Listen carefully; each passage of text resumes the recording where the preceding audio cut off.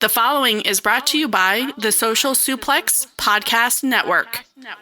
This is All Things Elite.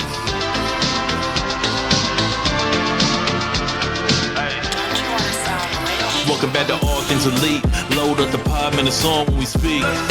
Rich right here, let me warm it up for Austin and Floyd. Couldn't be no one but the boys. When it come to All Things Elite from the fan perspective, swear, man, it ain't no question. Hear from them first. Swear, man, they putting in the work. No, they had to get me for the verse. Social Suplex Network's on. I was at a time in your headphones. Austin and Floyd on the microphone. Backing out on the ring, getting in the zone.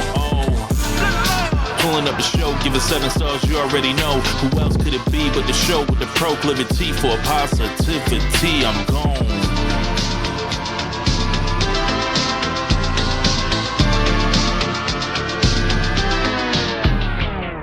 Hello, everybody. Welcome to the 281st episode of Social Suplex's podcast about AEW with a proclivity for positivity. Welcome to All Things Elite. My name is Austin Sumwitz. I am the host of this lovely show. Joining with me, as always, is my good buddy and friend, Mr. Floyd Johnson Jr. My man, how are you doing?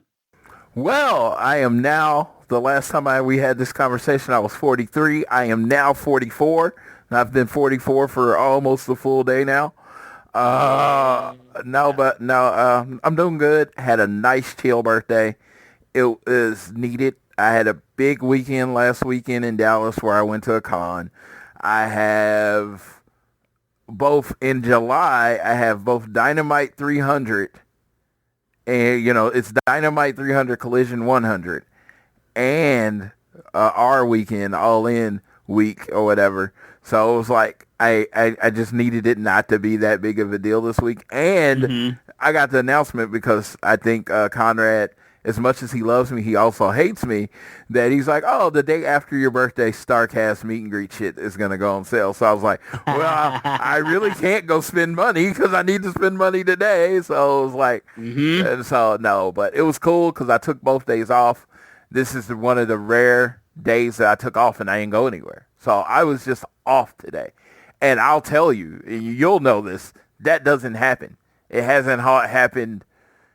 I mean, I think this was my first day off this year where I wasn't going out of town because I originally was going to go to the show that we're about to review, and then they announced Dynamite 300, so I switched all my stuff to go there. JR got us tickets, so we're going to that show. So, because I've been on, I've talked about it on the show. I'm much more on the kick where wrestling is not about just being there. It's not about I'm sitting first row and you see me there anymore. It's about going to shows with my friends. That's what I want to do. So if I went to Portland, I would have went by myself. Going to LA, I get to go hang with JR, and there's a couple other friends in the area. I'm going to try to get Jared out to Ontario. We'll see. We'll see what he says. But no, I just really want, it's to me, my time is about who I spend it with more than where I'm at or how often I'll get there. That was I have no problem saying that early on in my fandom, that was very important to me. I was there was very important to me, but it's kind of evolving now. So I'm just more about spending time with the people that I'm with.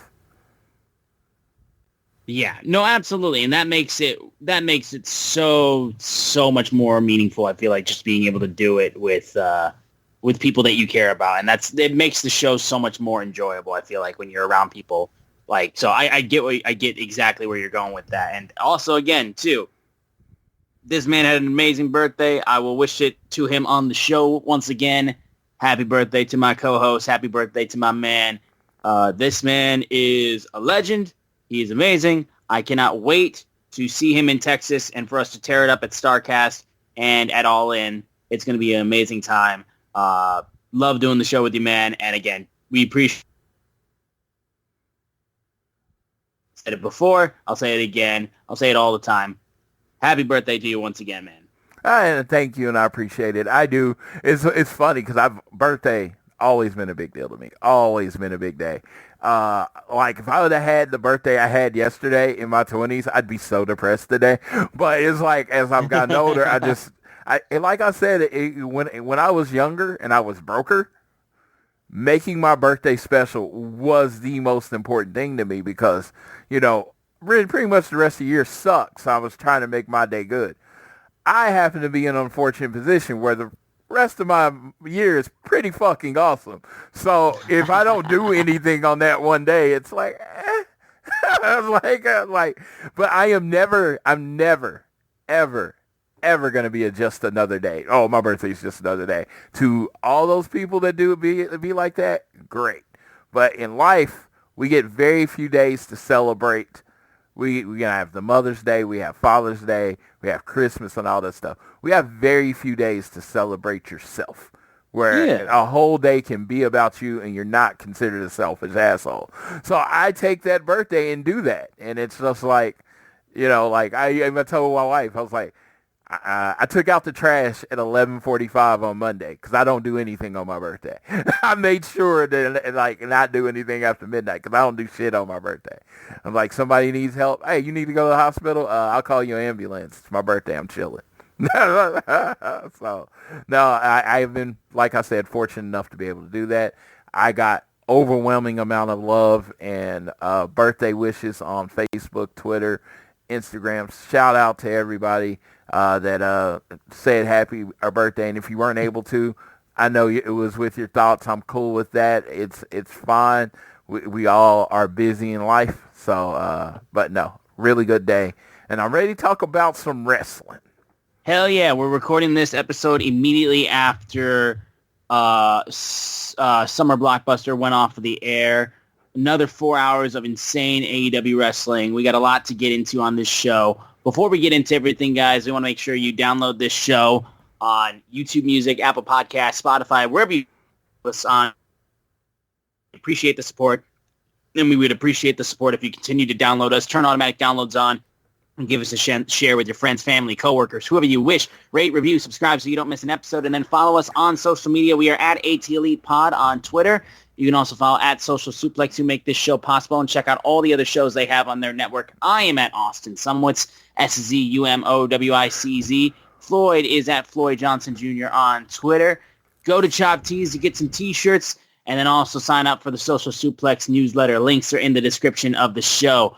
News of the week going into today is we got an update on the attendance numbers for All In Texas. We're basically a month out because July 12th will be the show. It is June 12th as of right now when we're recording this. The numbers have been updated, of course, online. Floyd, you had the numbers that were tweeted out by the one and only WrestleTix. You guys can give them a follow. But we have some updated numbers regarding tickets being sold in Arlington for All In. They're up to 17,485. It's been from what I understand, that number's actually higher now. It's been 1,500 tickets have been sold since they announced Kenny Omega and Okada. It's 17,510. That's the last one. AEW ticket map updates, which I didn't even know that was a thing. They were at 16,920 the morning of my birthday, and now they're up to 17,510. So that's a good number. I think they're they're going to be over 20,000 for the show, especially after they announce more matches. And good news for me, and this is for me, they redid the map. So when they redid the map, it looks like they moved the entrance ramp. I am now, so I was always a first row seat. Now I'm first row opposite camera. So I'm going to be on, me and Crystal are going to be on the show the whole night. So I told Crystal, I said to her, I was like, hey, don't be embarrassing me on TV, on international TV. Because my wife is very much not me in every way. I talk a million miles a second. Everything she says means something. I am overly excited and jumping at everything. I am overly excited and jumping at everything. She's more calm and all that stuff. Like, if my wife smiles, that is like overwhelming. That is like her just saying, that's like an explosion from me. So it's like, we're very different that way. But I was like, Well, for 4 hours on July 12th, I don't know if we're going to have to slip her some cocaine or give her back-to-back bangs or something. I'm going to need you to be amped up because we in that position. Like the other position, we weren't going to quite be directly on TV, so I almost felt a little more comfortable with her in the first row because she is so low-key. We were in that show in Houston, and like we were right there again, and they had the camera on her, and she was like, it looked like she was asleep a couple of times. I was like, God dang it. I was like, God dang it, woman. I was like, hey, I need you to be amped. She said she's going to be amped. I was like, just know, you sitting where we sitting, which again, until recently, I did not think it was that good, that great. But now that we're there, I'm like, yeah, people are going to be watching you. People are going to know. We're going to be on TV the whole night. So that's going to be fun. I'm very, very fortunate that happened. Like I said, I wasn't expecting it. They also moved some other sections and other seats where people that had really good seats have less good seats or bad seats now. So I'm hoping through Ticket, and if they, contact Ticketmaster, contact AEW, they can get that resolved because they charge extra for aisle seats, right? Right. So they paid for aisle seats, then they did the map, and they're no longer on aisle. So it feels like they either should move them to the aisle seat because that's what they paid for, or, give them the difference between the aisle seat. But if you ask any of the people, they want their aisle seat. That's why they selected aisle seat. So I don't know. That's above. Yeah, it's not even in my pay grade because I don't get paid for this. So you got to handle it. And I'm hoping it gets to happen too. And I hope they make it right with the people that they have switched the tickets on because it's just, it's just at this point, I don't use this word a lot because, of course, I know life is not fair. But in this case, you have over a month to make it fair. Yeah, no.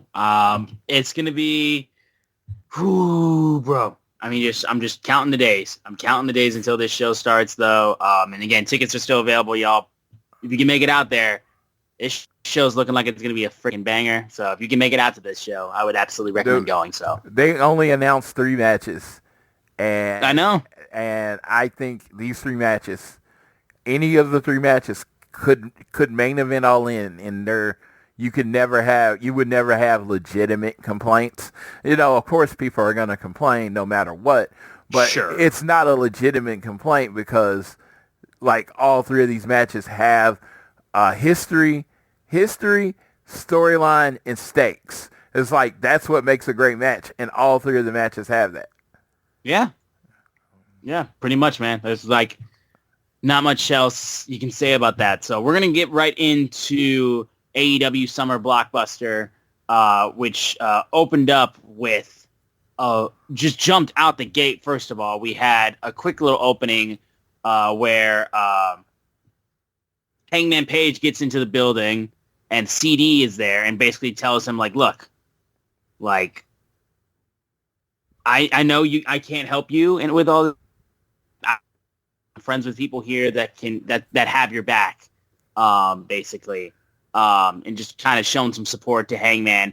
But as he goes past him, Mr. John Moxley was just chilling in a hoodie. No one noticed him. He takes the hoodie off, and then he just slowly starts walking, trailing Hangman with the Death Riders in tow, ever so slightly behind. So basically realizing, hey, you're being hunted, babe, cowboy. And that led immediately into the opening match, Swerve Strickland versus Will Ospreay 2. This opened the fucking show. Are you kidding? This opened the show. Jesus Christ. A 30-minute time limit draw that was just so physical, so good. So this match was crazy good. It was crazy good. But as soon as it came on first, my friend Noel, because I was off tonight, came over and watched the show with me. Shout out, Noel. Shout out. I looked at him and I said, "This is going to a draw." And he was like, "What?" I was like, "It's first. It's going to a draw." I told him it's going to go an hour, and it turned out only being 30 minutes, which makes sense. but got to do some stuff. I understand it's a show. I understand. But wrestling fans like to be informed. So, first of all, announce the 30-minute time limit, which I don't think they did. Did you hear a 30-minute time limit announcement? They may have, but it was like unbelievably close. Yeah. Basically, like like they must have done it like so quickly that I didn't even notice. And then like we didn't even know that it was near time until like when it ended, everybody's looking around like, why did it end? And and then we found out there was a 30. So it was kind of funny. I think it cut down on the drama of the last 2 minutes because people didn't know that the time was. And there wasn't like a countdown like they've done before with the time limit. Yeah. So this is all talking about what I'm talking about. Is not how it's booked or any of the inside stuff. This is me talking about for the viewer's experience. Not giving a clear like, okay, this is 30 minutes. Okay, I'm not saying do the 10 minutes past, 15 minutes past. Right. But when there's 10 minutes left, say there's 10 minutes left in this match. Or if there's 5 minutes left, say there's 5 minutes left in the match. So we know that we're near it. And I'm like, I understand why they don't do it to try to, build up. But that last 2 minutes would have felt so much heavier and so much more of a, banger or whatever if we knew that they were counting down towards the end. Because when Swerve got up there to do the swerve stomp on the apron, it was like, and the match just stopped. The fans were looking around because they didn't know what happened. So I just thought, but the match itself, I have never seen Ospreay throw the hidden blade from that many positions. My favorite one, which I think is everyone's favorite one, Swerve sitting on the apron, Ospreay hidden blade to the outside through the bottom rope, and just knocked him out. I was like, dude, shit was so good, dude. So if they fire. ever do a Texas death match, which I don't know if those two will, but if they ever do a Texas death match, that has to be the finish right there. It's just such a fucking because the first one he hit just kind of out of nowhere was cool. Now, speaking of out of nowhere too, man, I mean, from like the first 2-3 minutes of the match, forearm to the face of Will Ospreay, and he starts bleeding out the nose, looking like he broke his nose. Yeah, and my wife's like, "Oh my God, how did that happen so quickly?" I'm like, "Dude, he must have caught him. And I was just like, and she was like, "Oh, they're gonna stop the match." I was like, "That's not how AEW rolls, baby." Don't even think about it. So I've heard from Meltzer, which I take Dave Meltzer as a full-on, wrestling genius and knows the news. And he says, according to the reports and shit, women don't like blood in wrestling. My wife fucking loves it. She gets mad when she watches a match and they don't bleed. And she'll be like they'll be like doing Anarchy in the Arena, stuff like that. And she's like, is there gonna be blood in this match? I'm like, well, I don't know, but I assume so. And that will make her watch the match. Yeah, so. I know. Sure. Huh?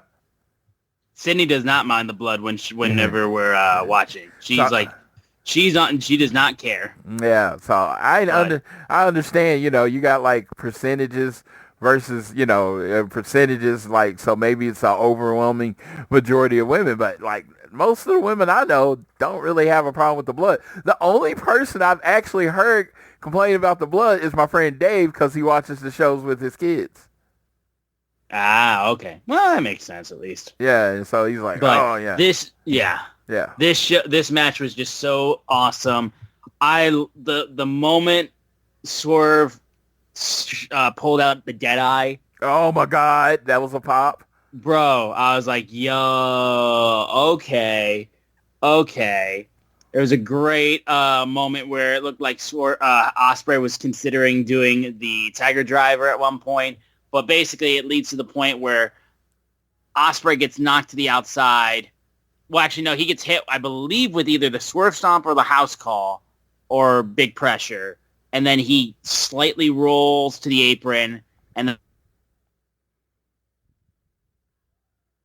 hit the Swerve Stomp on the apron, and that's when they call for the time limit draw. And that's when immediately Swerve gets on the microphone basically being like, this is where the best wrestle, and you can't be the best if you don't finish your opponent. So I'm just saying, like, sudden death. Like, just go until somebody wins. But then that's when the Death Riders music hits. They come to the ring, and that's when the Young Bucks immediately introduce themselves and then start beating the hell out of Swerve. And they get some handcuffs, and they handcuff Swerve to the ropes after they super kick Nana off of the apron. Then they start they bring out Swerve's custom shoes with thumbtacks on them, and then they're like, "You stole our spot, motherfucker. Now we're gonna do it." They're looking like they're gonna go and hit Swerve with the super kicked Swerve shoes covered in thumbtacks, and then Will Ospreay comes in for the save. Takes a shot to the face, goes down, is immediately tended to by medical. Blood is coming out. That's when the moment happens. They slink away into the shadows as that happens. Love the save. The save from Ospreay was so good. And I love how, like, Will is consistently just, his whole idea is like, everything I'm doing is for the betterment of work. I'm just trying to make the place I work better. And that's why I'm doing the things that I'm doing. I don't care if it puts me in harm's way. I don't care if it's not best for my interests. I'm doing this because I want the place that I work to be better. So it's so great, and it's just it's such a babyface act from Will, and it was amazing. The booing and the heel heat that the Death Riders and the Young Bucks were getting was genuinely really good, just because people are invested on the other side of this. So this to me, I'm like, okay, I can sink my teeth into this a little bit with the Death Riders and the Young Bucks, because there's so much investment in the guys that are on the other side of them. So it's honestly really good stuff. Death Riders is cooking, and it's a legitimately good storyline now. And I've taken this victory lap, so I'm not gonna take it again. But sometimes you gotta eat your vegetables, you know. Sometimes you gotta let stuff, build, right? And it's just like, maybe this was the plan, maybe it wasn't the plan. I don't know, but it's making really good TV right now. I was even talking about the show before. I'm just like, and my friend was like, it's going to be, I was like, I know it's a 4-hour show, but this is going to be a fairly quick review, because there was a lot of good on tonight's show. But other than, honestly, this match, there wasn't a lot great. This match was legitimately great. And then the fallout of it, it's kind of leading you. And then there was another thing that's kind of can tell you what's coming soon. So it looks like all the pieces are starting to fall in place for All In. Yeah, no, everything seems to be just slotting into place right now. And Floyd can take his victory lap. I will still be the person that will sink my feet into the ground and say, yes, what is happening right now with the Death Riders is good stuff, and it's good. Not going to go out there, though, and say this changes how I felt about the Death Riders for the past 8 months.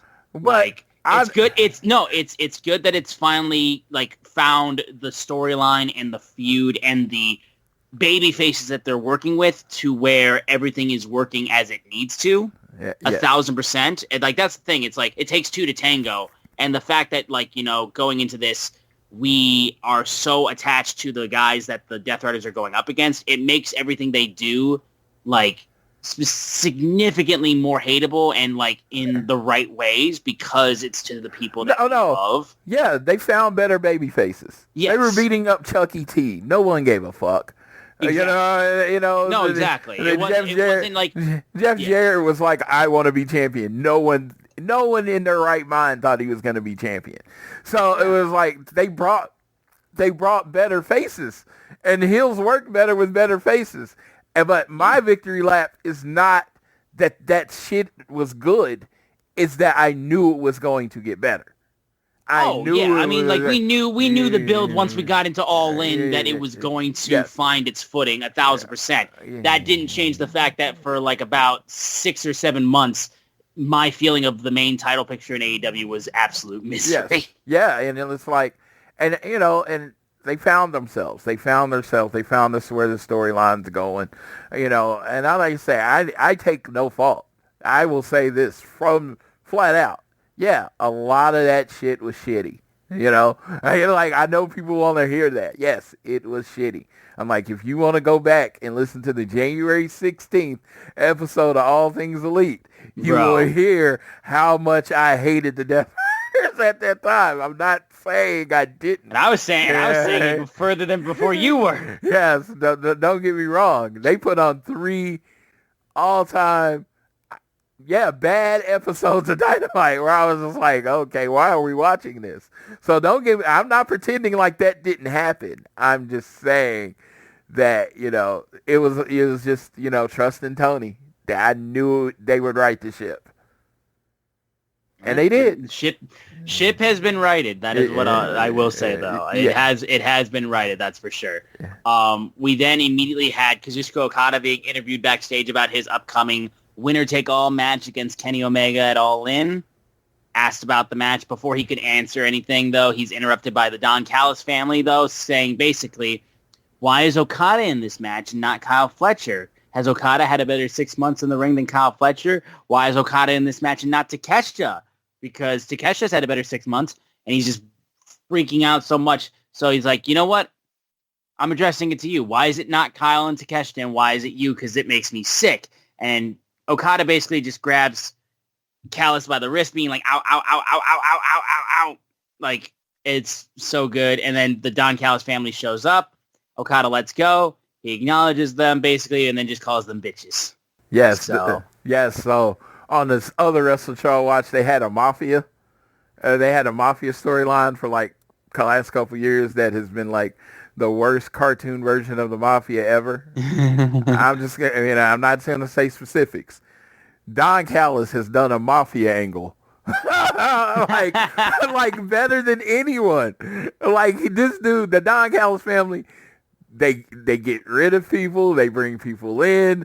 He's despicable online. Brian Cage is talking about rebuilding he tore his quad, then he had a knee replacement. And you know what he's talking about how hard he's worth? And Don Callis' reply on Twitter, your best ability is your availability. It's like, fuck you, you're not available. I don't care if you're hurt, you're not available.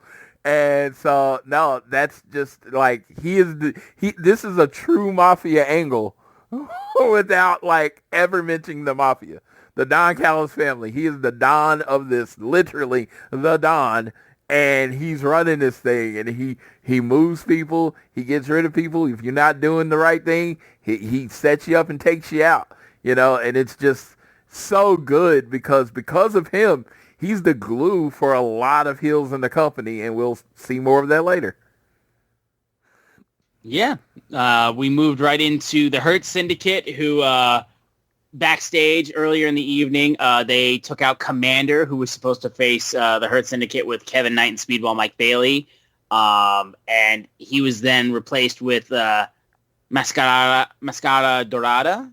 So they announced that immediately, which was interesting, actually, the fact that they had Commander. And they of course, MJF removing the mask of Commander as well, continuing his like attack on the Lucha Libres as the American going after the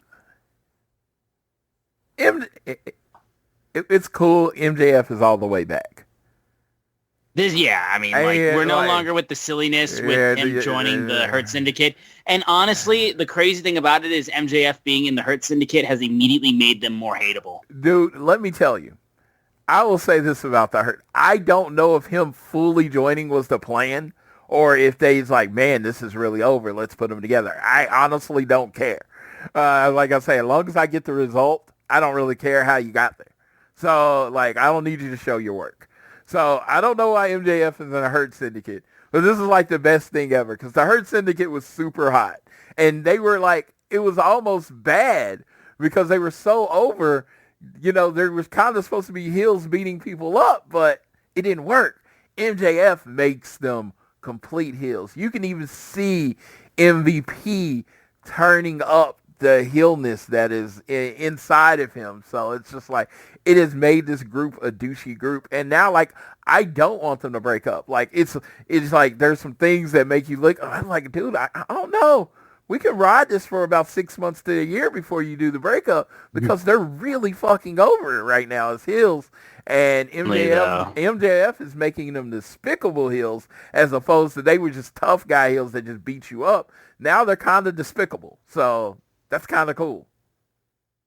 Yeah, honestly, it's nice to see them getting this kind of reaction, especially considering that it just seemed like that's what the goal was, and now, now that's what we're getting now. So it's honestly great to see. We move right into Mystico going up against Blake Christensen. So a quick little match there. I don't really got much to say about the match. It was all right. It was good to see Mystico wrestling, but the big thing was just basically what happened after the match. The vanilla baby. Yeah, you need a good match where that person lose, you can call him. But yeah, he got the waiting in ring treatment. But yeah, it was just about, this was a match that, I kind of zoned out on, and then Mystico just won with that submission. Yeah, but everything was about what happened after. Yeah. So afterwards, we then have the Hurt Syndicate interrupt, and MJF basically declaring, he had an impressive one though, but impressive match. But basically, he agreed that he was going to give him a match at Grand Slam Mexico, and he looks forward to ripping that Dime Storm mask off of his face. He brings back his whole American champion ordeal from when he was international champion. So once again, the American flag with his face on the stars drops down with streamers flying all over the place, and just continuing to call himself an American hero. And MJF was then told by Mystico, though, he'd see him in Mexico City, called him a puta madre, and then MJF proceeded to go, "You ain't Mystico to me, son. You're still just sloppy Sin Cara." And I was like, okay. That, like, for whatever reason, to me, that one for me, like, landed, like, incredibly cheap. I was just like, the lowest of the low blows, like, going for just the lowest hanging fruit. I was like, okay, all right. So then they get into a whole fight. He tries to unmask Mystico, but then Speedball Mike Bailey, Kevin Knight, and we went right into the 6-man match, the trios match between these 6 men. So, honestly, it's simple stuff. Obviously, you want to make an easy build going into Grand Slam Mexico. You have MJF do his American hero bullshit, which, obviously, given the times, is extra heel to our neighbors down south. It's extra heelish doing the things that he's doing right now, if you know what I mean. So he's going to get the shit canned out of him, I feel like, when he goes to Arena Mexico. What I like, and it's a sicko mode, you had to be staring to watch him. They're doing the red, white, and blue stuff. He's saying he's the greatest American, and they're doing that, and Bobby Lashley is staring at him like, what the fuck? Because what people might not know, there's actually a military veteran in that group, and his name's Bobby Lashley. It's a little bit like, the Armed Forces amateur wrestling champion, literally a patriot. I was like, yeah. So it was funny because he was looking at him like, this is fucking ridiculous. This is not who we are. And fucking MVPs are just loving it. And I dig it all. And Shelton's just Shelton. Shelton's just there. That kind of thing. It's like he's so stone-faced. Like, Shelton Benjamin could literally, I feel like he could be about to actually murder you and you would never know it. Like, his expression wouldn't change. He'd just be sitting there chilling, watching Friends, not laughing at anything, and just shoot you in the head and call it a day. It's just like, Sheldon's expression just doesn't change, and it's kind of cool. Kind of like, he's kind of almost like a cold-hearted assassin. He doesn't think about it. He's the guy that's like, Bobby or he's like, oh, that person's got to go, and they just go. Yeah, no, they just know what they're doing. And that transition, though, like I said, into the 6-man match But just some fun stuff. Honestly, I enjoyed that. I loved the fact that MJF had his own one piece with MVP style gear. Yes. It was his whole gear was just a shout out to MVP, and the crowd was chanting, "You look stupid." No, I fucking loved it. It took me a minute to get it, and I didn't notice it until he did the balling. Yeah, and then I was like, and then I looked at his back. I was like, oh, he's basically just got MVP's gear on. So I was like, that's crazy cool. That was. Oh my god. Yeah, I would laugh too if he was just like, I'm coming. Nobody can stop. Like if he just started doing that shit though. Yes. Oh my god. Yes. I would have died. But match itself was really good. You got the high flyers in there with Speedball and Mascara and them doing some really good stuff.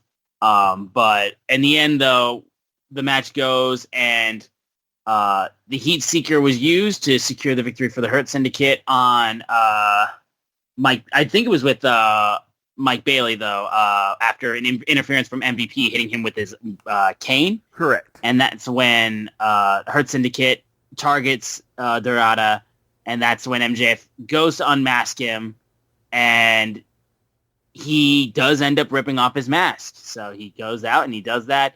Mystico then gets in there, making the save, chases after him, and then puts a submission on him. MJF is tapping out, and that's when Mystico standing tall, basically heading in. Grand good, solid stuff. Got some good build, I feel like, to next week. Yeah, where we're going to have I this think, match. Really fun stuff. I think for the match, they needed Mystico. They needed Mystico to kind of come out on top, MJF to kind of get his, because, the heels were kind of being on top a lot tonight, so they needed, some goodness in this one. He needed a little bit of build, for sure, and a little bit of a heat going into it, just so that people had some faith in him, just the slightest bit. We move right into the Death Riders, basically, because Hangman was supposed to come out and speak, and he gets jumped by the Death Riders before he can make his entrance. He's got his mouth duct taped. Yuta, Moxley, and Shafir and Claudio just throw him into the ring. They're beating the hell out of him.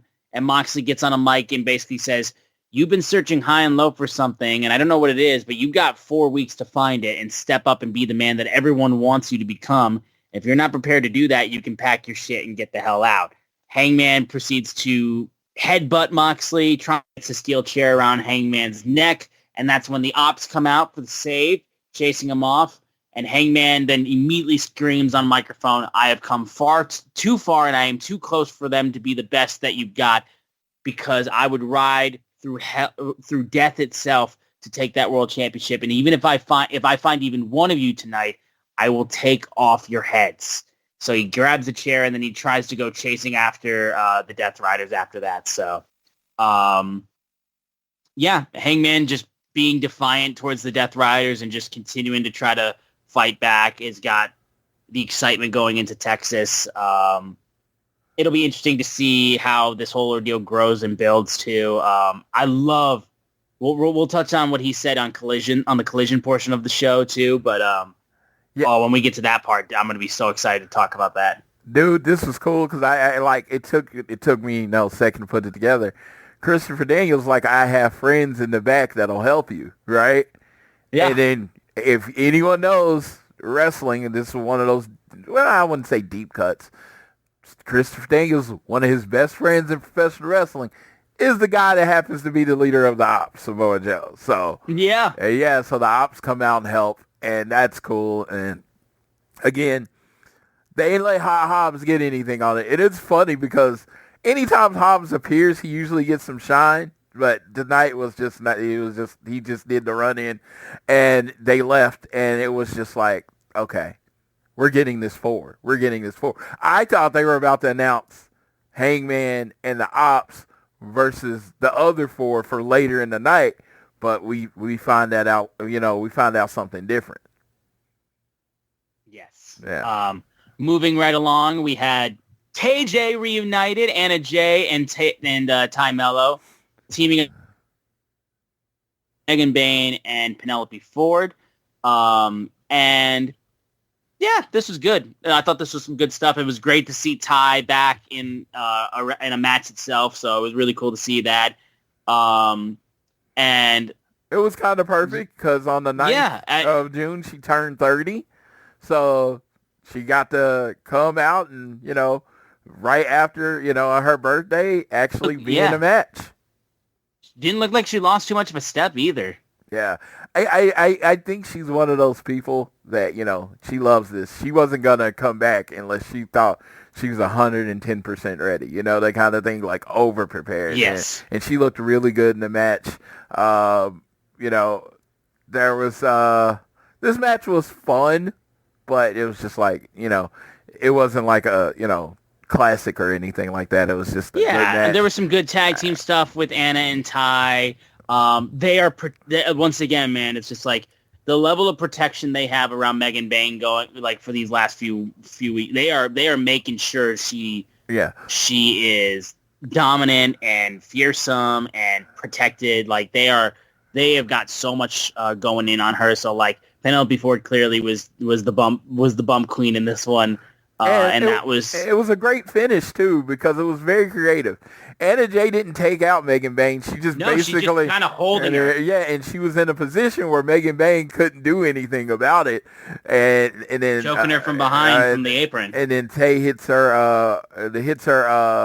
Her and Mercedes move is pretty. Starts from that Gordy bomb, and then hers goes into like a GTS move, and she gets the 1, 2, 3, and then Megan Bayne pulls Anna over the top of her, and then Anna and Tay get the fuck out of there. So pretty cool. Yeah, no, honestly, some pretty good stuff. And then, buddy.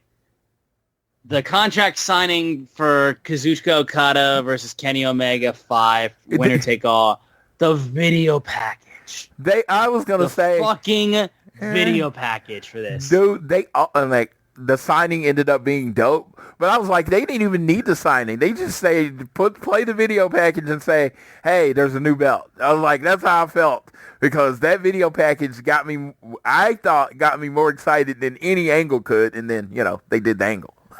Yeah, bro. I mean, so incredibly well done.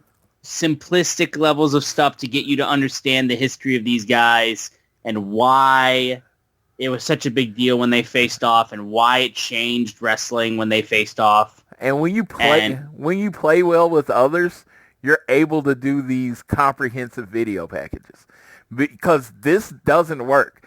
This feud doesn't work. This build doesn't work if you don't have the New Japan footage. Exactly. Yeah, so this you need video of those 4 matches. You need it. Because I will tell anybody, and I've said this many times on the show, I've said this on other shows where I was interviewed. Kenny Omega versus Okada at Wrestle Kingdom, the first one, changed how I watched wrestling forever. Kenny Omega versus Okada at Dominion, where Kenny finally won the title, is the perfect wrestling match. Mm-hmm. Like, I will say this. At some point in my life, I'm going to rate a match on that level. Right? But because of the transition, because of how those matches made me evolve as a wrestling fan, nothing will ever touch that match. I might say a match is as good, but I will never say a match is better. And I do my best. Which one are you specifically talking about when you say that? No, so the Wrestle Kingdom match changed how I watch wrestling. But the Dominion match is the best wrestling match I've ever seen in my life. Which Dominion match? The second one or the fourth one? The fourth one. The one where Kenny... The one where Kenny wins the title, right, yeah. The last. That's what I was saying. That's mine. Yeah, that's mine too. Yeah. It's the best match I've ever seen. And it was the story.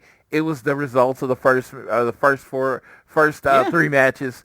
How they weaved in how it was the continued storyline. Like that 4th match is not as great without the other 3 matches because they played so many hits and played so many things. So it was just fucking like brilliant. And so that match meant so much to me in my fandom.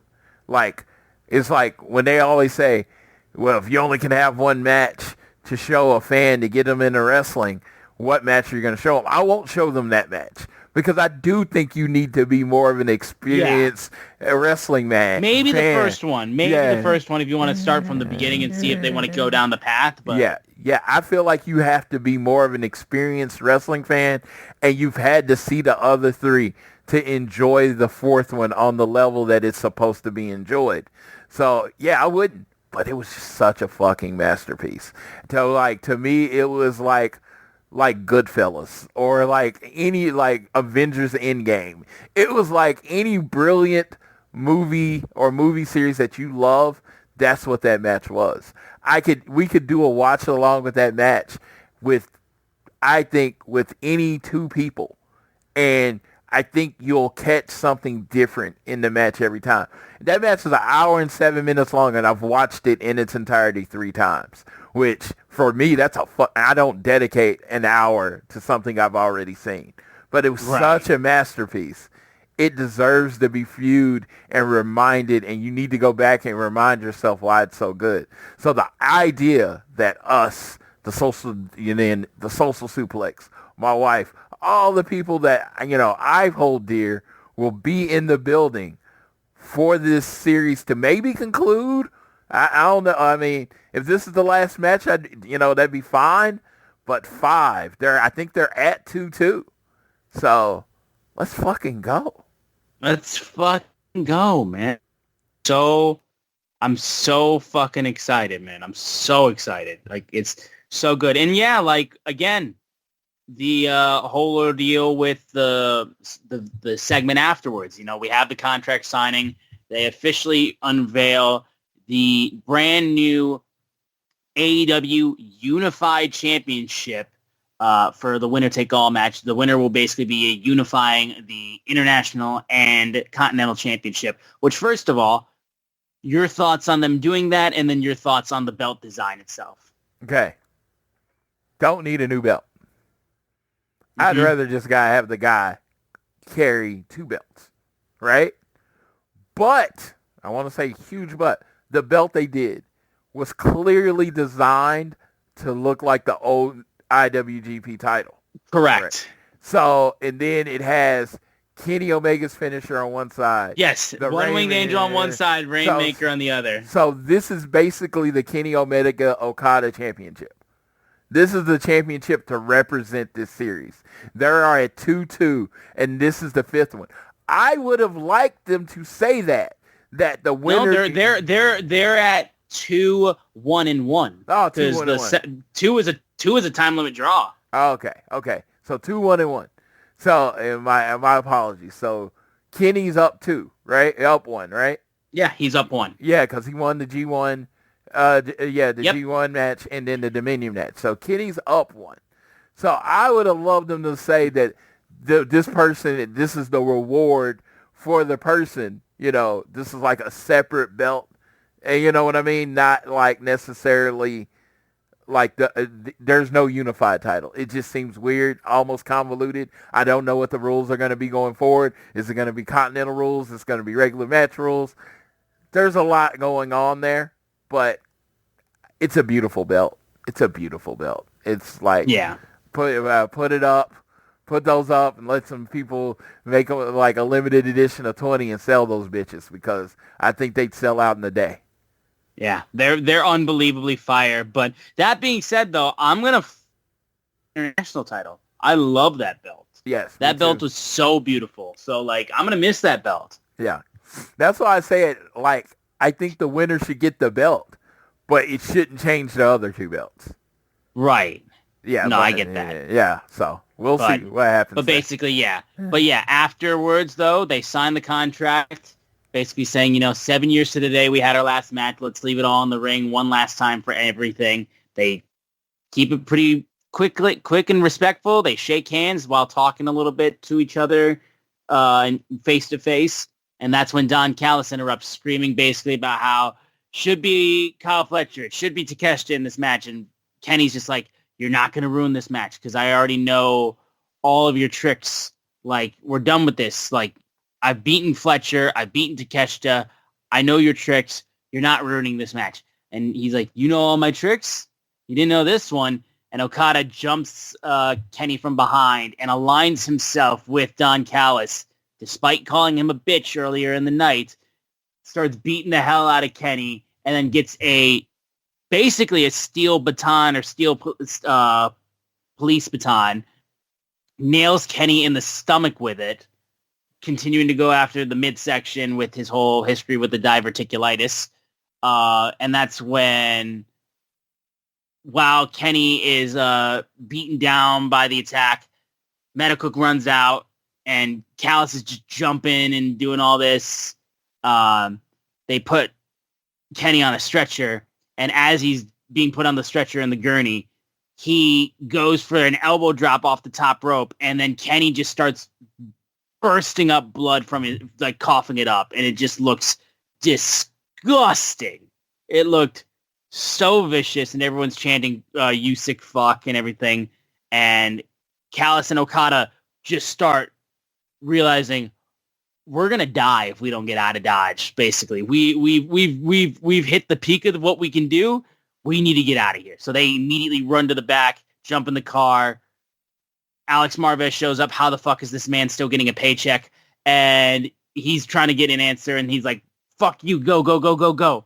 And they take Kenny Omega basically to a local hospital for treatment. Good segment, honestly. The selling from Kenny too afterwards, it was so good, so good.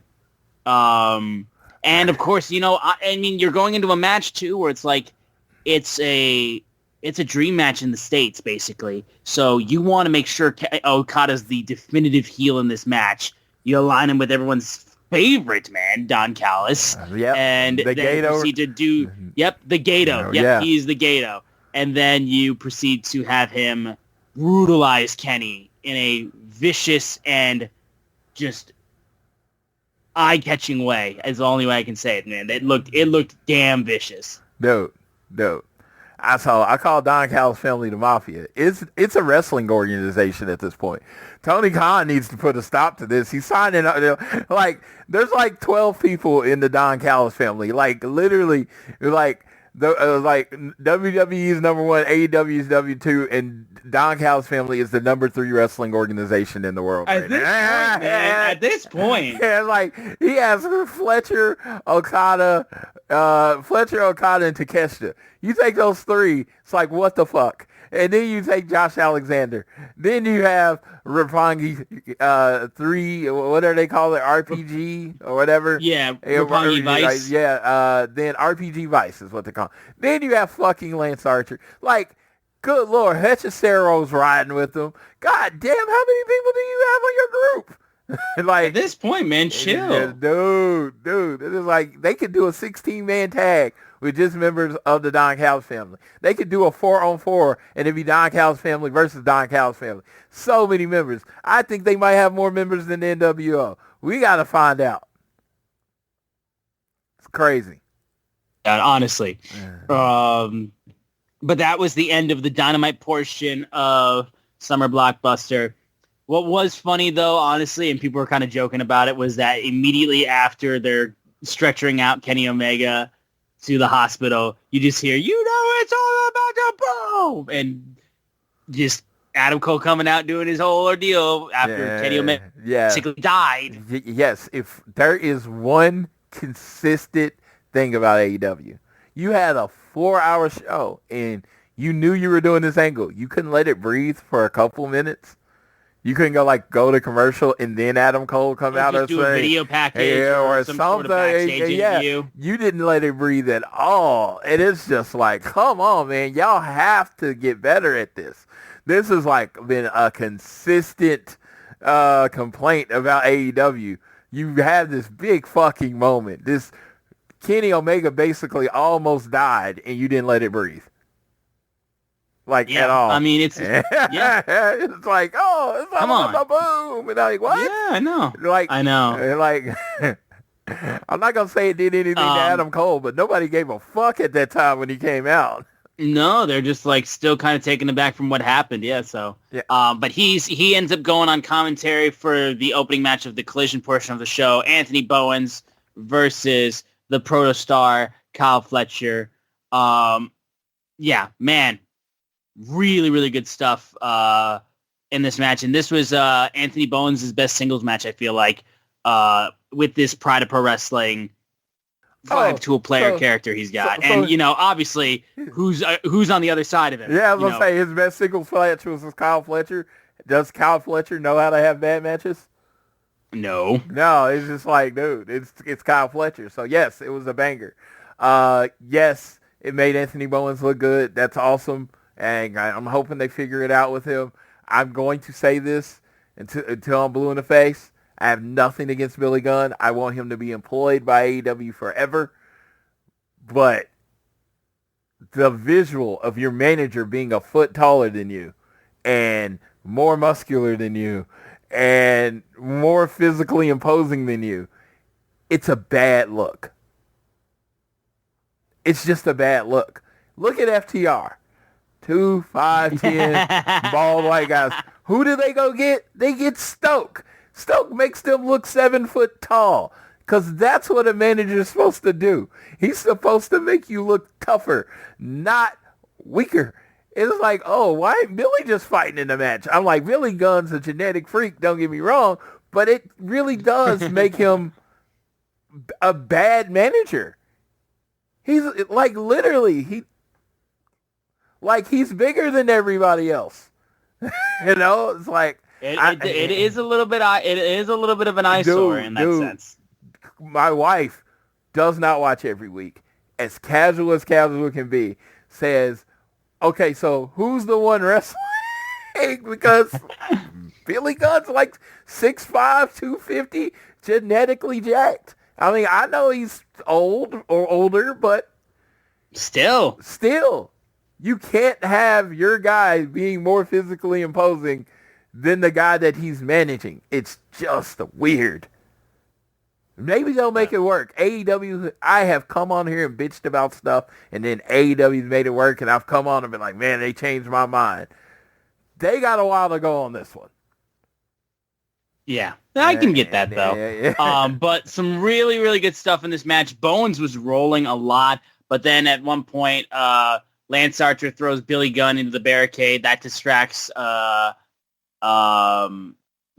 Bowens, and then Protostar comes in. Sheer drop brainbuster, bing bang boop. That beats Anthony Bowens.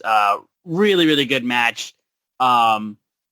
And yeah, I mean, I my only hope is just Anthony finds something to kind of sink his teeth in, because I'm feeling like at this point, man, it's like we've kind of just hit a wall where we just don't know what to put him in and who to have him against. And I want him to have some momentum moving forward. So I'm hoping we can kind of find something, or maybe we actually just go ahead and we just put Anthony Bowens with Max Caster, and just because both guys are like, at least Max is doing something and we know there's a clear vision of what he is. Like, Bowens is just kind of like up in the air, capable of in this new one in this character. So maybe just put both guys into a feud together and just kind of just go from there. So I don't know. Like, I'm hoping just Fletcher's able to get a little bit of momentum back. I mean, I should say Bowens. And, and this is the Tony Khan formula, is he does make you lose a lot before he eventually pushes you. Believe me, Fletcher went through it. Takeshita went through it. A lot of people went through it. So I feel like a push is coming. But I want Bowens to be ready when that push comes. And right now, it's just like, I don't know. Maybe they're getting behind him. Maybe they're not. And I don't know where it is. And I don't want my bias to be like, oh, this is not working. But, in my groups that I'm in and the people I talk to, it seems that most people don't think it's working. And a lot of times it comes down to the Billy Gunn aspect of it, or the idea that this is like basically steal the acclaim just without Max Caster. So right. Yeah. So I don't know what they're gonna do. I'm rooting for Bowens. And like, dude, I bought the meet and greet for Bowens for Starrcast. So understand, this has nothing to do with how I feel about Anthony Bowens because I want him to be a super duper star. You know what I mean? But yeah, you have to go about it in a way that's believable to your audience. 1,000%. I'm right there with you. We then have an in-ring interview where it's Atlantis with Atlantis Jr. Was brought into the ring basically to have a bit of an interview. And as Atlantis Sr. and Atlantis Jr. are being interviewed, FTR comes out and Floyd. These boys had some thoughts, didn't they? So, actually, the crowd was disrespectful, first of all. Portland, I was disappointed in you tonight. FTR was trying to get their thoughts out, but we got Big Stoke. And Stoke, all he did was, list the accomplishments of the greatest tag team of all time. They are about to become the first tag team in history to work all these shows. MSG, Wembley, the Tokyo Dome, and Arena Mexico. And if you like, why is it those specific fours? So it's the most historic arena in America, the most historic arena in, London, UK, the most historic arena in Japan, and now the most historic arena in Mexico. I'm talking Road Warriors, talking Steiners, talking Hardys, name them. You know who's been at all of them? FTR. Now, I don't know if the Young Bucks have ever worked with MSG. I don't think they have. I don't think so. Because that ROH Supercard of Honor or whatever, New Japan ROH Supercard of Honor, they weren't on the show. So I can't say that they've ever worked MSG. But, the Young Bucks, hey, their resume. There's nothing to worry about there. They very much have the resume. Don't get me wrong. Right. If you're listening first, they're at the top of that list on a lot. But we're talking about the FTR a lot. I'm like, so they're the first team to do this. So this is amazing. He's letting them know. And, they needed challengers. And they're going to beat people up. And, and it was Atlantis and Atlantis Jr. Yeah, Atlantis Sr. and Atlantis Jr. So is that going to be the match? Because it was Atlantis and someone else last week, right? Yeah, I believe that's going to be the match. Yeah, yes. I believe so. It hasn't been tweeted out yet, but I believe that is going to be the match. Though. So they get they're saying out, and then I think the Atlantis talks, and he basically says, motherfucker or fuck your mom or whatever to Dax, and which is not good. And then Dax gets on and tries to talk, and of course the crowd's super disrespectful. Dax wasn't able to get what they want, and then Atlantis unprovoked attacked him. He was offering him, hey, I got a coupon for Depends for you. Like, he's trying to help brother out. Because that motherfucker old. So, he is, Atlantis is a legend. FTR are legend killers. So, that being said, so Atlantis jumps him. There's a fight. A lot of people come out. Some Don Callis family members. Every luchador. It was fucking madness. Yeah. Kevin Knight, Mike, Speedball. Cole came from commentary. Yeah, everybody came out. Cole came from commentary. Then he got beat up, and then Atlantis. I don't know if this is playing. This is one of those things I'm just going to assume it was playing. Mm-hmm. But it looked like there was a bad communication. Because it looked like Dax was just supposed to leave and bounce. And Atlantis Senior is just going after him. So he jumps over. And I always thought jumping over that thing is the international sign that the heel is gone, right? He jumps over and they start fighting in the crowd. I'm like, Atlantis wanted all of the smoke. He did not. He was like, fuck your cues, fuck your cuts, fuck your stops. I'm finna fuck you up. And Dax did a strategic retreat, as I'm calling it. It was a strategic retreat. He did not run. It was a strategic retreat. I mean, there was nothing on the line from beating up an old man tonight. But, next week, that's where the money is. So what I've learned, what Dax has learned, what Cash has learned, you don't fight for free. You don't fight for free. So he was just getting out of there because he didn't want to give you the whole show. Yeah. Good man. And I did find, so the match that it's a 12-man tag match. So FTR will be teaming with Hechicero, Kyle Fletcher, Takeshita, and Josh Alexander facing off against Bandito, Templario, Atlantis Jr., with Atlantis Sr., I believe, and then Adam Cole, Brody King, and Daniel Garcia. So Atlantis Sr. will be at ringside, basically, for this match while Atlantis Jr. wrestles. So it's a 12-man tag match that's going to be taking place. So all the baby faces in that segment versus all the heels in that segment. Yes, that's going to be awesome. But yeah, so, Shatter Machine 1, 2, 3, that's how it's going to end no matter what. Yeah, let your boys take over. You guys, you just let Jesus take the wheel, as you say. Yeah, they're going to honor Arena Mexico and let them know what it's like to have greatness there, and it's going to be amazing. Yeah. Big Bill and Brian Keith were quickly more. You kind of cut out there. Big Bill and Brian Keith, what? They just were coming out, wanted to crack some more skulls and stack some more W's, and they were interrupted by the Workhorsemen, and they basically set up a match between these two. This was just kind of out of nowhere to me. I was just kind of like, shout out the Workhorsemen, but this just came out of nowhere. So I like that they really have a focus on the tag team division and having storylines that are not evolved around the belts. Because I've said they needed this forever, because when your roster's this deep, you need secondary things that are not about the belts. It's about eventually getting to the belts. So I like where this came from. The Workhorsemen, if y'all don't know, J.D. Drake and Anthony Henry have basically been trading getting injured for the last year or two. So the fact that they are a great tag team and they're finally healthy. So they are great people to use around. I'm very happy that they're both healthy now. Yeah. So, like I said, shout out to those guys. Have Mercedes Moné come out for Timeless Tony Storm versus Julia Hart. Once again, Mercedes has got a full-on four-course meal with another giant-ass steak. Julia comes out with Sky Blue, and Tony Storm gets jumped by those two, and Sky Blue actually gets ejected by Aubrey from the match. And that, Tony's being checked on. She's hurt early on, but Julia Hart jumps on her early.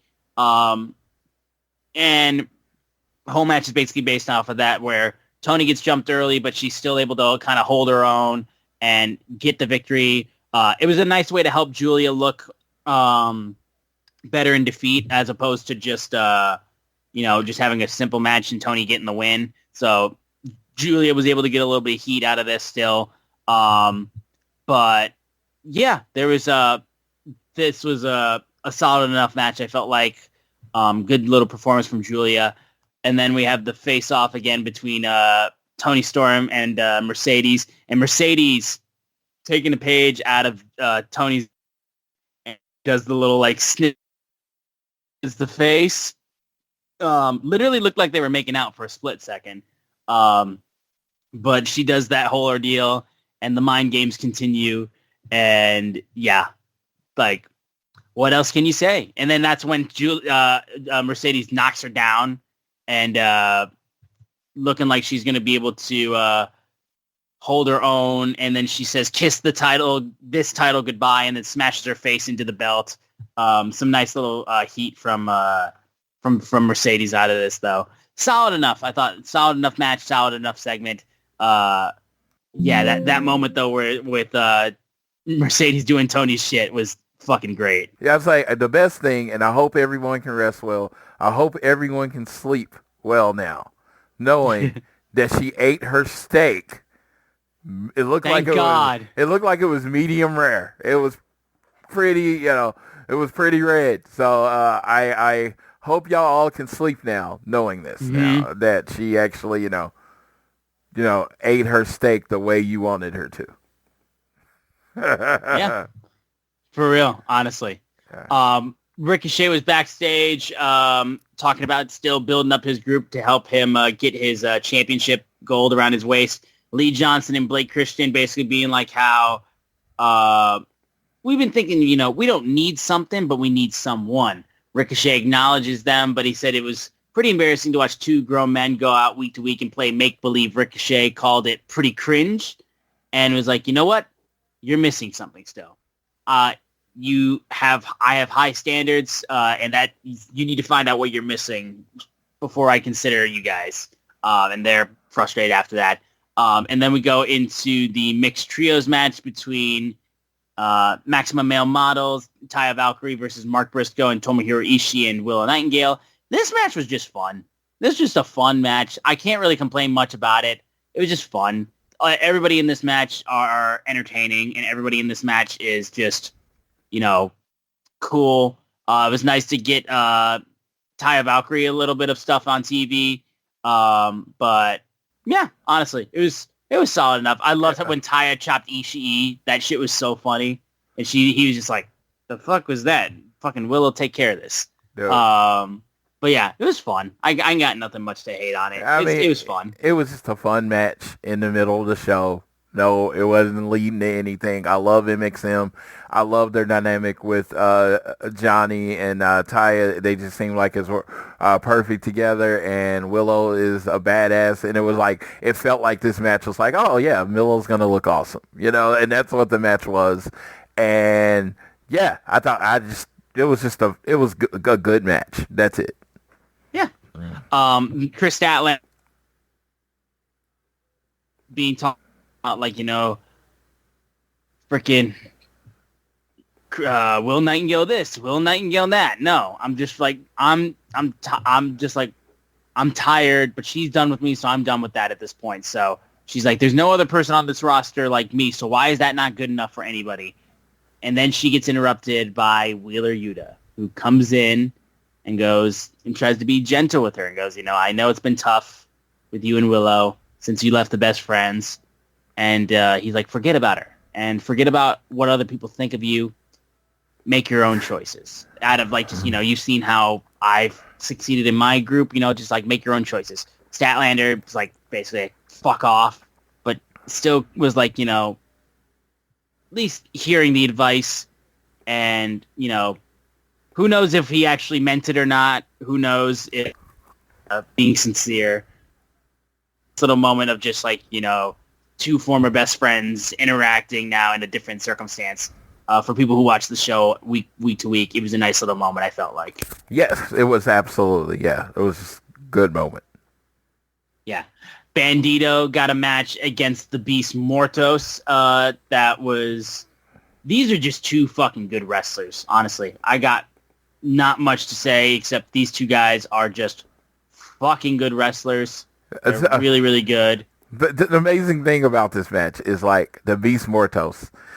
He's one of those things. I'm like, I understand how wrestling works. Somebody's got to win, someone's got to lose. But the Beast Mortos has been the MVP of luchas in this company. Yeah, dude, I cannot stop talking about how good this dude is. He's amazing. So it's just he's been this MVP, and it's hey man, can he just win a few times? Can you give him a few wins? I know it's would it break the world if the Beast Mortos goes on a little winning streak and wins the ROH title for a few months? Would that break the world? Because it feels and I don't use this word lightly, because it feels like he's earned something. He's just been such a consistent person in the company. It feels like he's earned something. I agree. Yeah, it's I don't know if it's necessarily, he gets to win or whatever. I don't know what it is, but it definitely feels like he's done enough work to deserve something. I agree, because he's just consistently great and just puts on great matches. He's athletic as hell. He's perfect as a lucha libre wrestler. If he's not on Grand Slam, I will be incredibly pissed off about that. People should want to see this man wrestle. So, this is a match they could have honestly put on Grand Slam but it's a good preview too for that show as well. Two guys that are just great wrestlers too. It would have been nice if Bandito was defending the title at Grand Slam Mexico, but, you know, hopefully we'll get a little bit more idea of what he'll be doing Supercard of Honor and All In related weekends.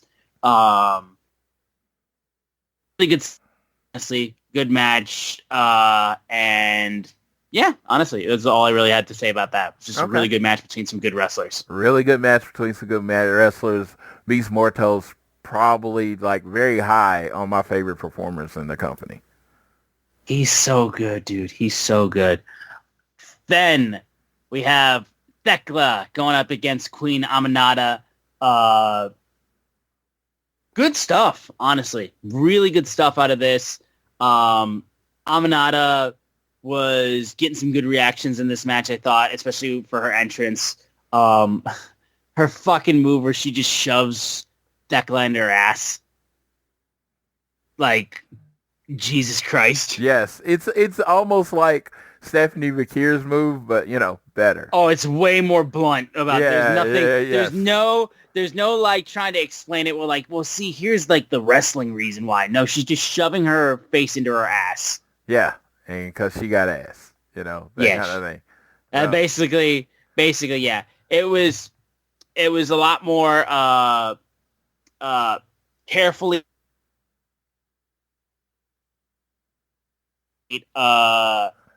submission moves like against the ropes and stuff like that. I like just her just kind of sneakily moving along the apron as well. I thought that was a nice little moment too.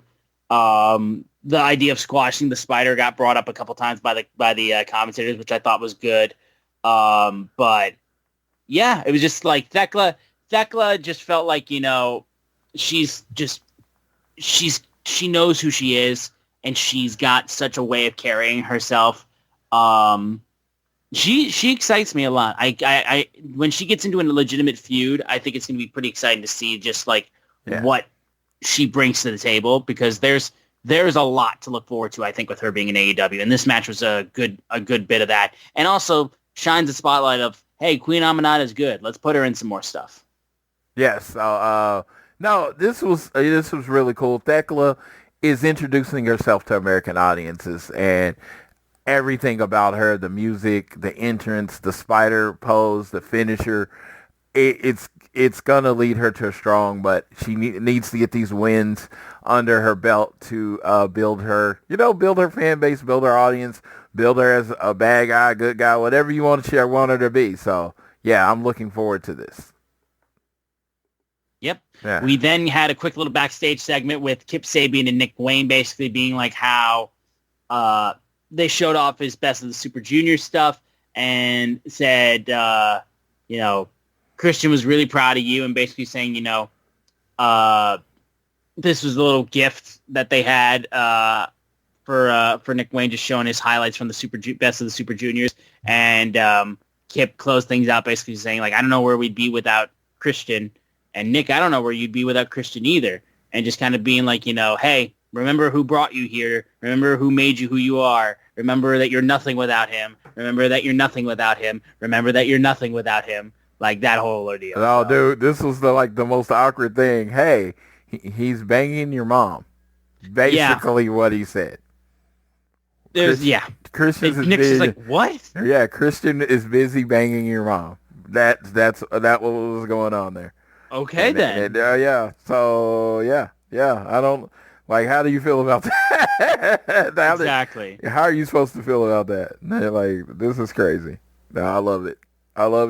It was incredibly awkward in all the right ways. It was that right kind of awkward. Like, oh yeah. He told you to leave the message that he's having sex with your mom and he's proud of you. It's like he is the world's worst stepdad ever. Yeah. And then we had a backstage segment as well with Mercedes Moné. She got jumped by the CMLL Women's World Champion. Is it Zeuxis? Zeuxis? Yeah. Zeuxis. Yeah. So she'll be wrestling her for the CMLL Women's World Championship at Grand Slam Mexico. So there's a quick little moment where she came in, got a bit of a shot on Mercedes just to build some heat towards that. And then we go into the final match of the show, which was a 8-man tag match between Adam Cole, Kyle O'Reilly, Roderick Strong, Paragon, teaming with Daniel Garcia, facing the Don Callis family, Konosuke Takeshita, Josh Alexander, Lance Archer, and Hechicero. Solid enough. I thought it was solid enough. Lance Archer, man, I felt like was the one who was just taking over the match, just using his size and just his viciousness to be able to get involved in this whole ordeal.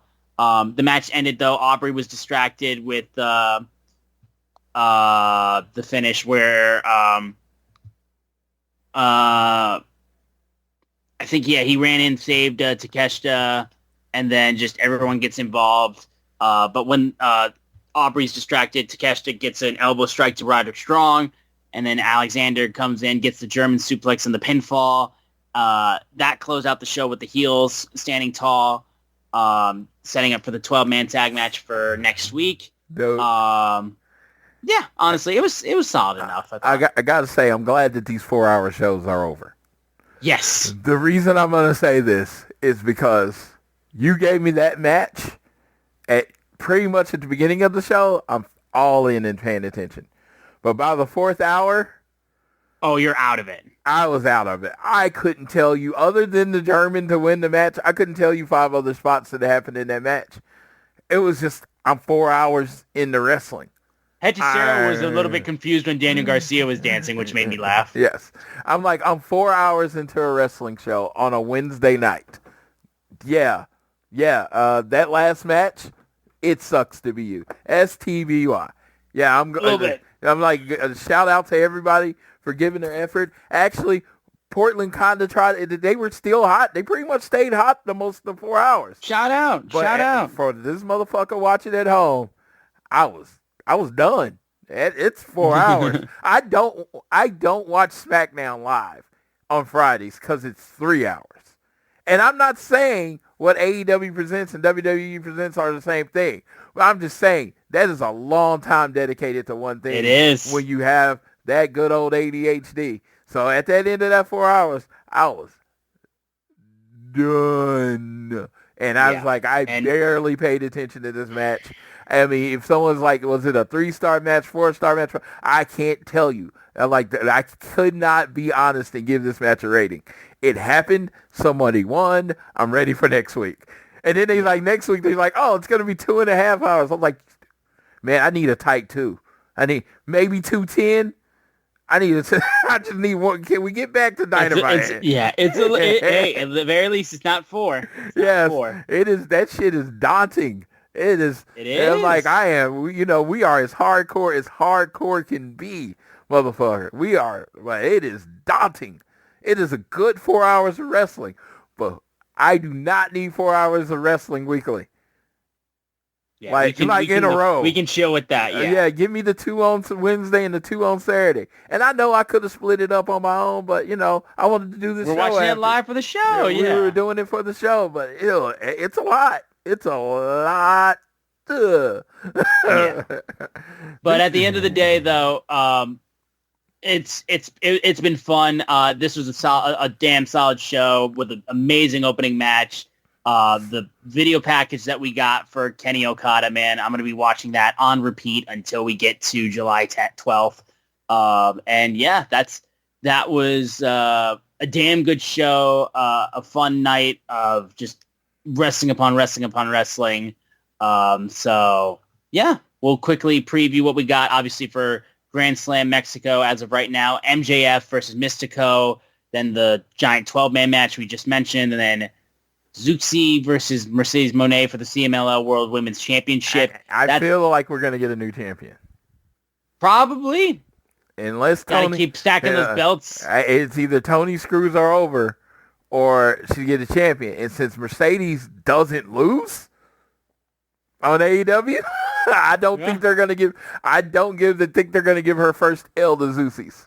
I don't know why. I'd be stunned. And I don't think Zuxi gets to be the first L. So I think that would cut a bit of your momentum going in All In. So I feel like Mercedes is going to win the CMLL title. Yeah, I mean, at this point, it just seems to make a lot of sense with that, though. But that's all we got for Grand Slam as of right now when we're recording this. Obviously, I'm sure more matches will get announced leading up to it. It's a 10-man, a 12-man, and then 2 singles matches right now, right? Yes. So if AEW, I even said it, this is like the most house show AEW card we've like ever had. And what I mean by that is like if AEW did a house show and be like, okay, there's a 12-man tag, a 10-man tag, or an 8-man tag, 2 singles matches. I'm like, that's what I would expect to get from a house show. And you know what's going to be great is that this show's going to fucking bang. And it's going to be in a sold-out arena in Mexico. And, they're going to fucking be loud and crazy, and it's going to be amazing.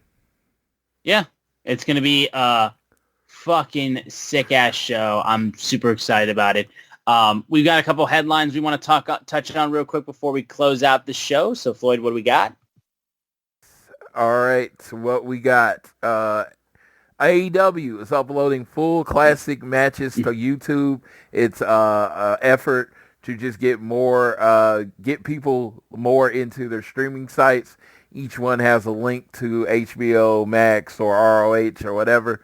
So if you have friends that might not be that familiar with AEW or want to be new, they're doing full matches on the AEW YouTube. So send them that way. I think I'm going to try my whole goal, my thought, or I don't know if I'm going to execute it, is to, from the All Things Elite page, try to put out a new match of the day every week that they put up there, because there's just a lot of great matches in AEW history.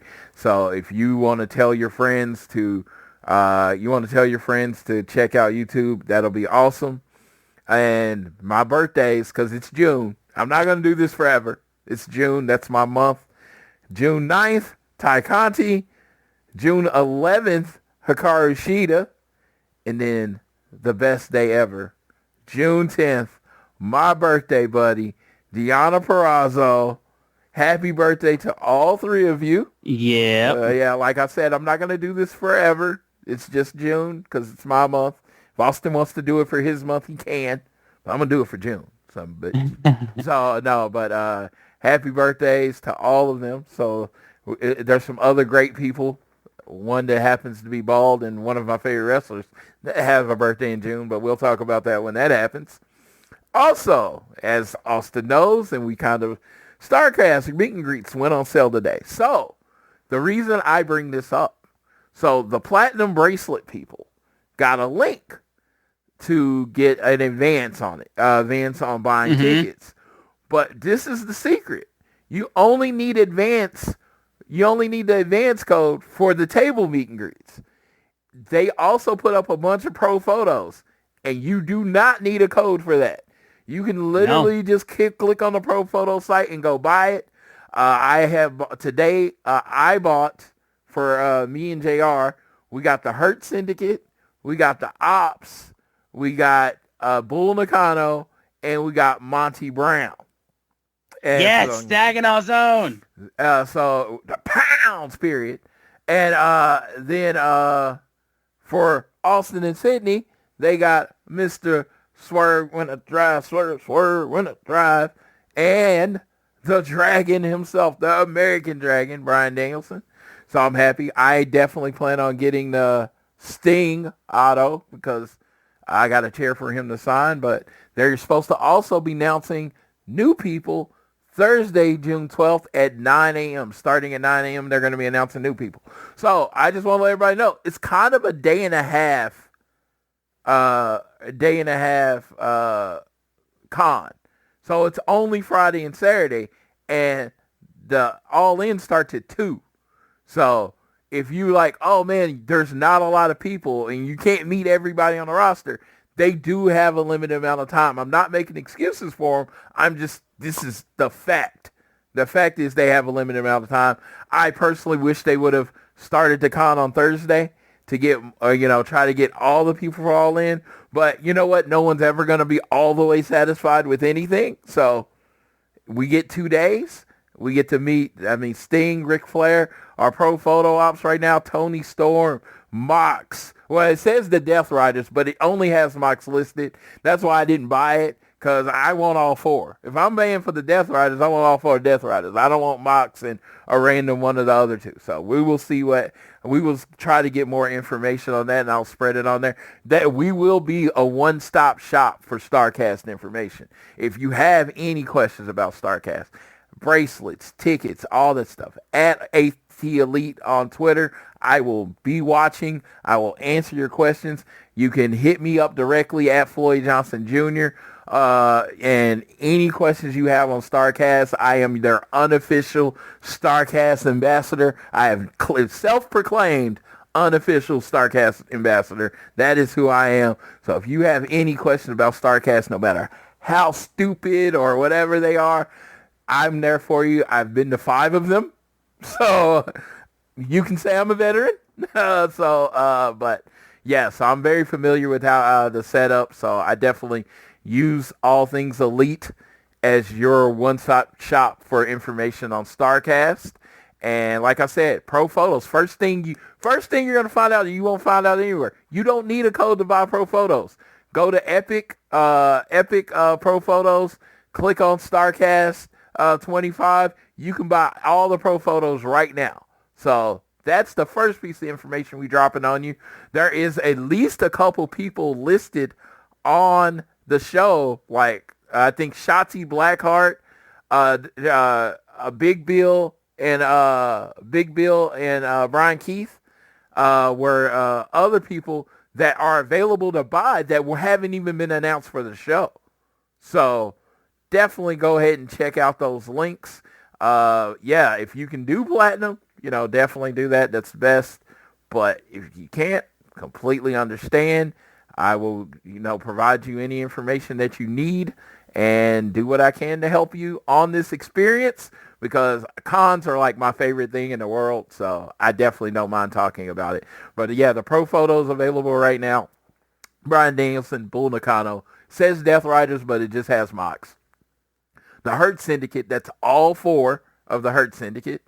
Mina Shirakawa, Monty Brown, Ric Flair, which previously unannounced, Sting, Swerve and Nana, the Ops, and Tony Storm are all pro photos you can buy right now. As far as the autographs, it is very much, autographs are very much limited right now. Not everybody that's doing a pro photo is doing an autograph signing. So, and if you buy the at table, like it's $60 to meet Powerhouse Hobbs, you get your photo with your cell phone and an autograph.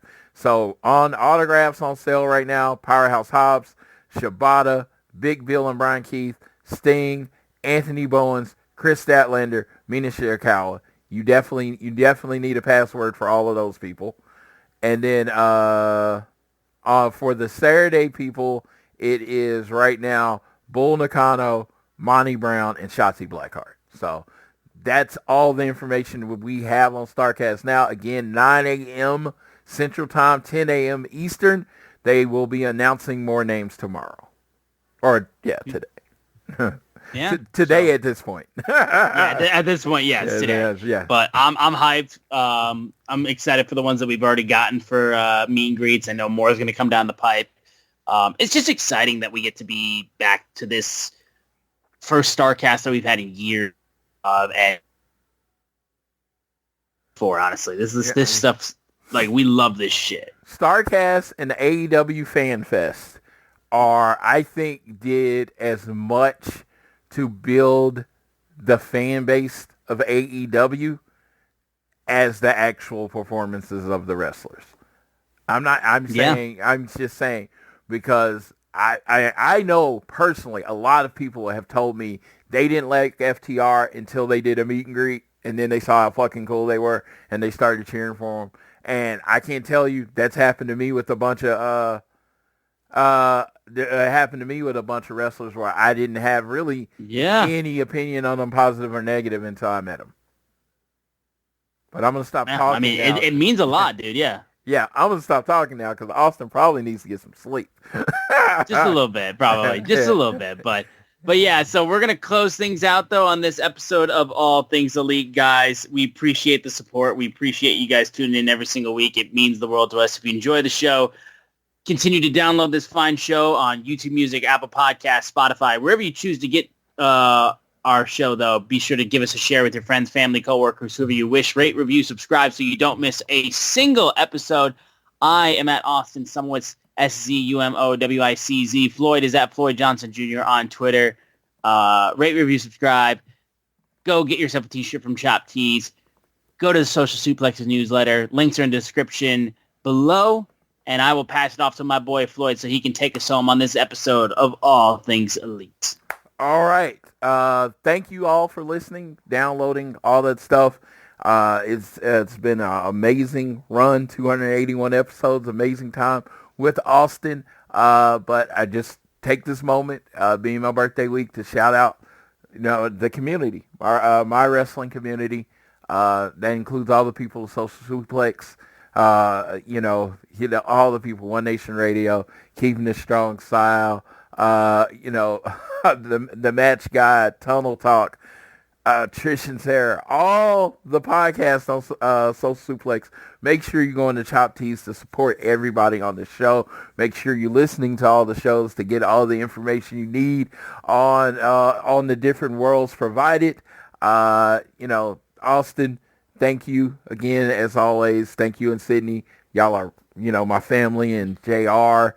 Shout out to him. Jackie, that's my sister right there. It's funny how much, I always say this, Jack, how much funny, like, if you look at our tweets, just a lot of nonsense most of the time. So, no, shout out to her. And the last special thank you to the person I know that never listens to this show and that will never hear that. Thank you to my wife, Crystal, for putting up with me.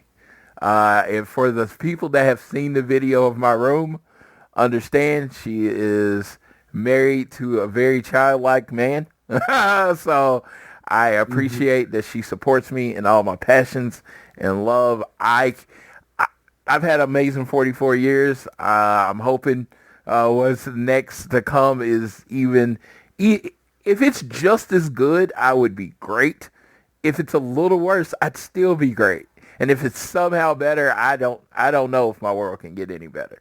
So I appreciate you all. I love you all. And I thank everyone for listening to your show. Thank you for downloading. Any second you spend listening to the show is a second of your life that we appreciate. And with that, I will leave you how I always leave you. Whether it's home, work, or school, always do your best to be elite.